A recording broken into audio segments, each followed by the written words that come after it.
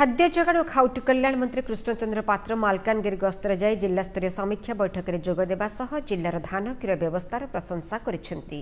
कटनी छटनी जेपरि न हेबो ताहा उपरे समीक्षा बैठक में गुरुत्वारोप करिसेंती। सेहिपरि कौनसी चाषी जेपरि सहायता राशि पाइबारु वंचित न हेबे सेथिप्रति दृष्टि देबाकू से जिला अधिकारी मानकू परामर्श दैछंती। राज्य में 6,80,000 नूतन हिताधिकारी राशन कार्ड पर आवेदन करथिबा बेले ब्लॉक स्तर में यार तदंत पाई मध्य मंत्री निर्देश दैछंती। समीक्षा बैठक में विधायक नरसिंह माडकामी, जिलापाल आशीष ईश्वर पाटिल, अतिरिक्त जिलापाल वेदवर प्रधान और जिला परिषद मुख्य उन्नयन अधिकारी नरेश चंद्र सावत प्रमुख जोग देथिले।